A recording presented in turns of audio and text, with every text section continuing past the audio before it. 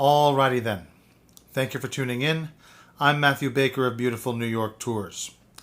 One of the major topics in the national conversation that has really been vehemently and heatedly discussed over the last few years now is immigration.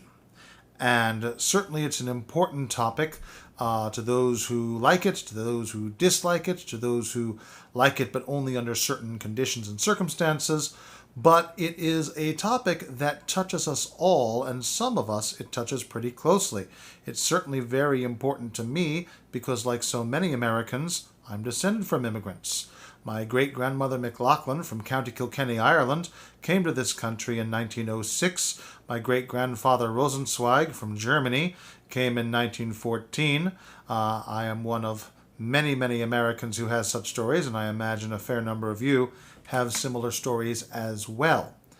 Now, there are a lot of people who talk about the differences between how immigration was done in my great-grandparents' day versus how it's done today.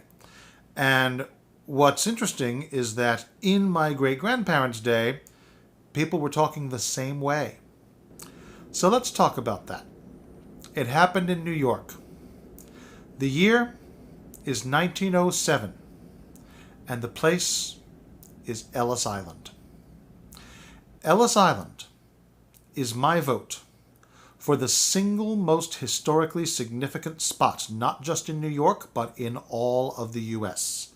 From 1892 to 1954, 12 million people came through Ellis Island, in many cases to become Americans for the first time, including my great-grandparents. In the spring of 1907, Ellis Island has its busiest day, when in one day in April, 11,747 people are processed through Ellis Island. In the Great Hall, the big registry room, where everyone is lined up and waiting their turn, the examination at the desks takes place. Now, it's far easier than all the paperwork and rigmarole that immigrants have to go through today. And it's one of many differences between modern immigration and immigration at the time of Ellis Island. For instance, only half the people coming through Ellis Island speak any English at all. Today, between 83 and 84% of all immigrants into the U.S. speak at least rudimentary English, if not fluent. Most of the people coming through Ellis Island are laborers, mine workers or farm workers or factory workers.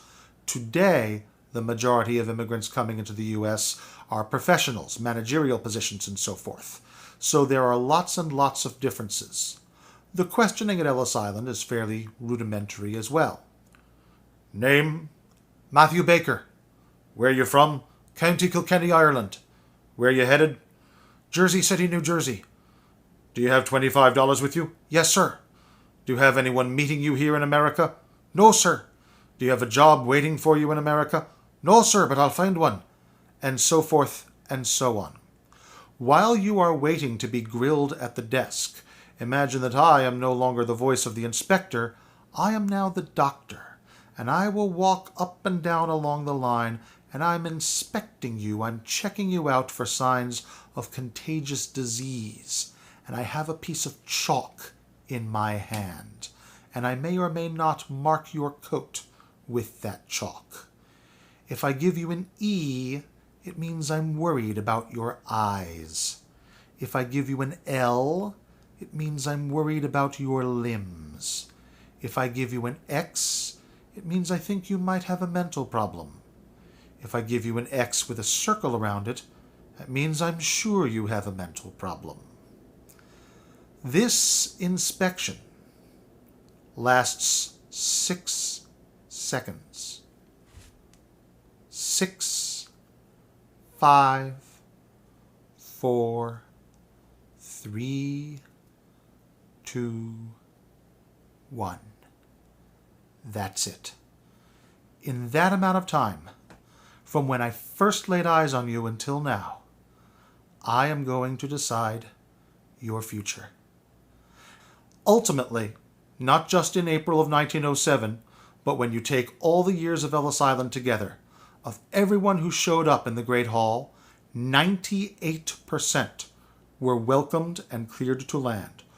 Only 2% were sent back. 80% were in and out in a day. The average stay on Ellis Island lasted 7 hours. You can spend easily that much time and more if you want to go through the whole museum in the former Immigration Processing Center, and once it is open again, it will be well worth doing. When it is safe to do so, please check me out at Beautiful New York Tours. You can search Beautiful New York Tours on Facebook or email me at baker.tours@yahoo.com. Again, that is baker.tours@yahoo. Thank you very much.